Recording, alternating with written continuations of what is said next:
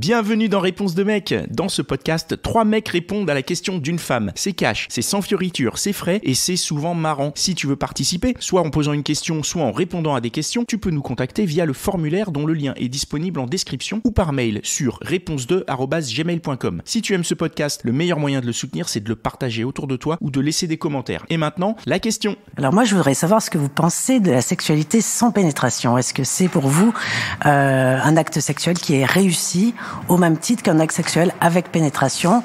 Et est-ce que c'est possible sur du long terme dans une relation d'avoir une sexualité uniquement sans pénétration, par exemple si la femme elle a un problème de vaginisme par exemple? À fond. À fond,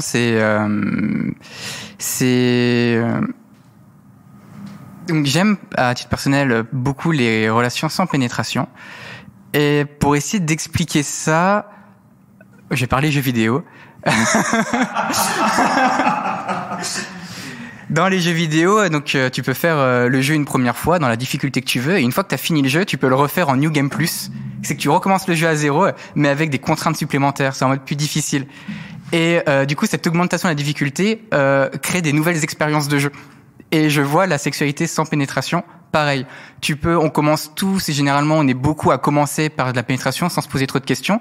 Mettre de côté cet élément qu'on considère essentiel dans la relation sexuelle, ça demande de la créativité pour continuer à s'amuser au lit.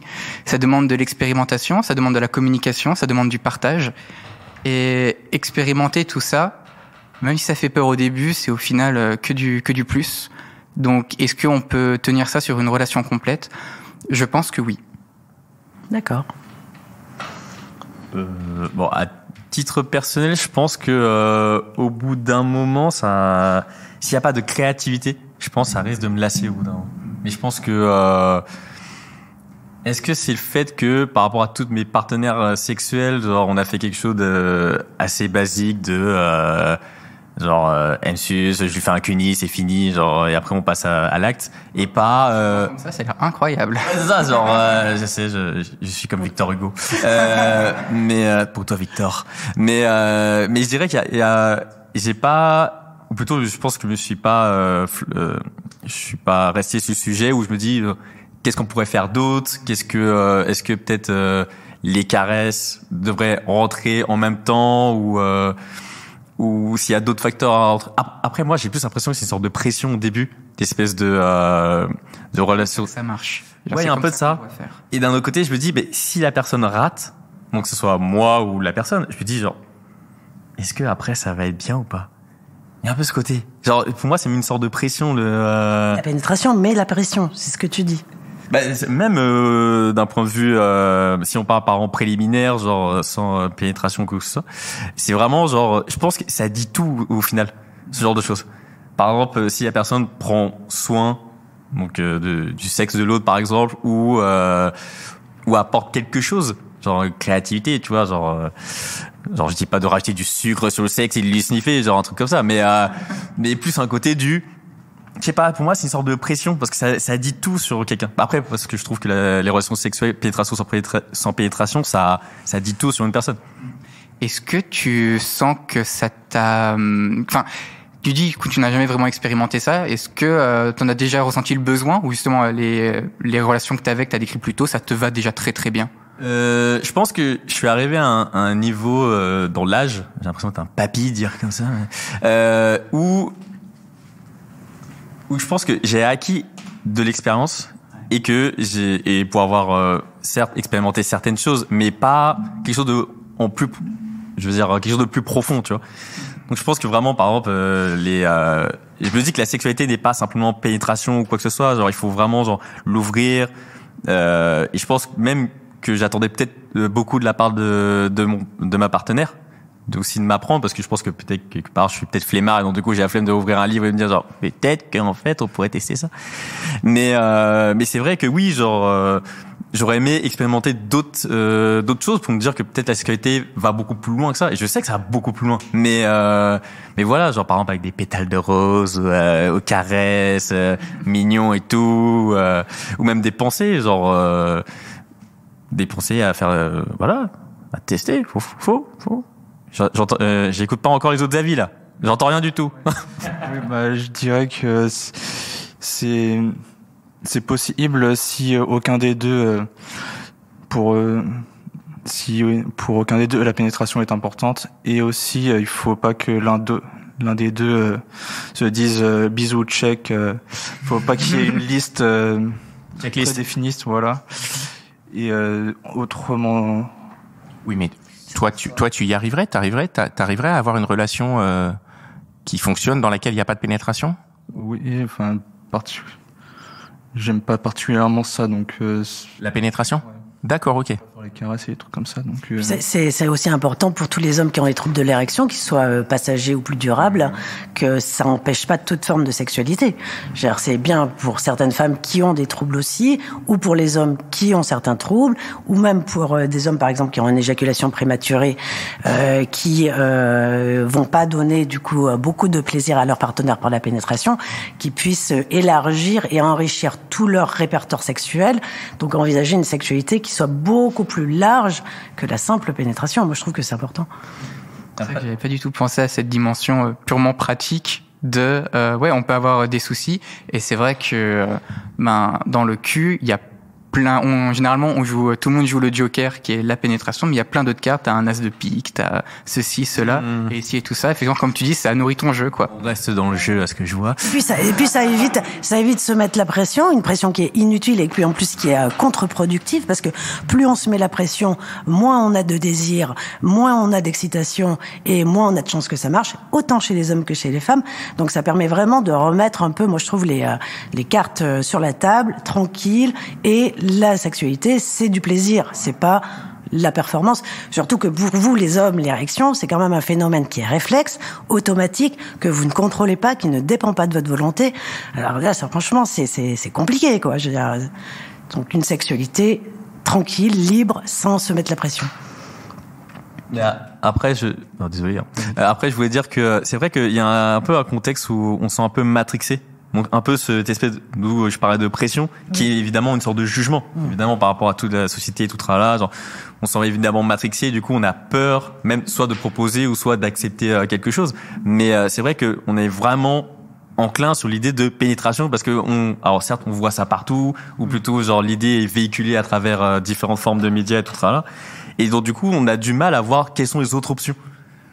Mais parce que déjà dans la pornographie, tout ce qu'on nous enseigne, c'est quand même que le plaisir de la femme va passer uniquement par la pénétration. Ça, c'est clairement hérité de la pornographie. Mais alors que pas du tout. Ce qu'il faut savoir quand même que 70% des femmes n'ont pas d'orgasme par la pénétration. C'est important de répéter ces chiffres et de les répéter encore. Justement, ce que je trouve presque contradictoire dans l'intitulé même de la question, c'est quand tu dis relation sexuelle sans pénétration. Ça veut dire que, en fait, de base, une relation sexuelle est pénétrocentrée. Tout à fait. Alors, culturellement, une relation sexuelle est pénétrocentrée, mais ce qui est normal. Alors que quand tu analyses juste relation sexuelle, c'est pas relation pénétrative, c'est relation sexuelle. Mais parce qu'en fait, il faudrait changer un petit peu de paradigme. Et généralement, moi, je trouve que on en a parlé dans des podcasts précédents, mais ce qui manque à la longue, c'est tout ce qui n'est pas pénétration.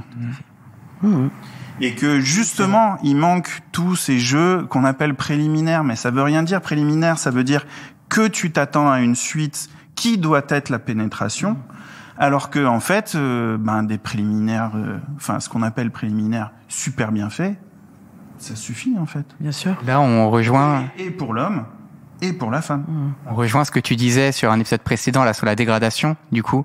Et donc n'hésitez pas à aller écouter le précédent podcast avec Réponse de Mec sur la dégradation des relations sexuelles.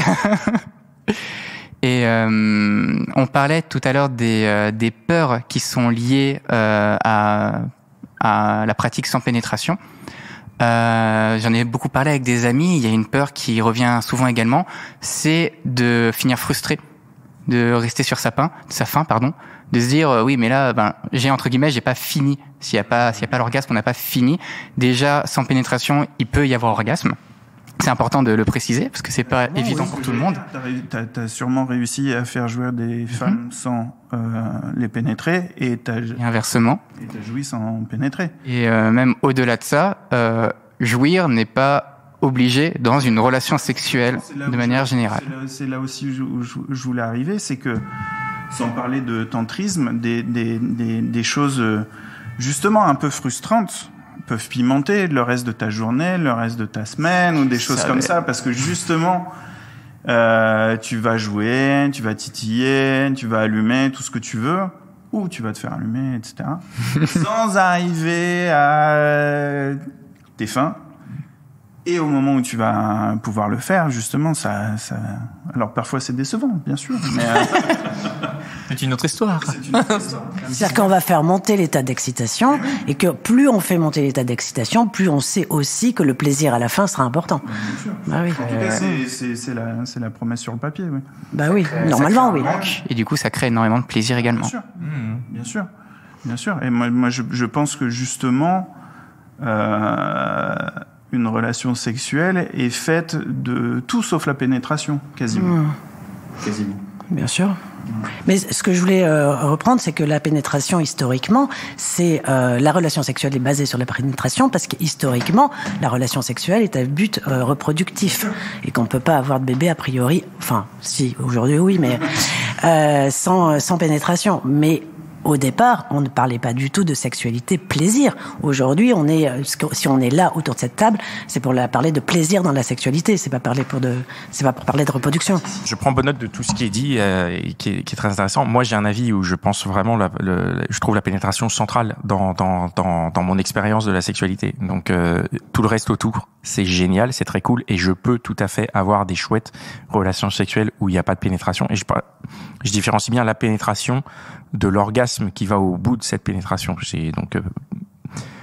Mais moi, c'est la partie la plus marrante, la plus intéressante. Donc, si on me l'enlève, je me fais chier, quoi. Pour toi, c'est pas envisageable de construire toute une relation sans la pénétration? À toute une relation, c'est-à-dire plus d'une fois, vraiment d'avoir tout ça, c'est relou. Enfin, je vais aller chercher la pénétration ailleurs. Je te le dis, enfin. Parce qu'il y a aussi dans la pénétration, en dehors de l'orgasme, il y a aussi quand même cette idée de fusion des corps, de complétude, de partage.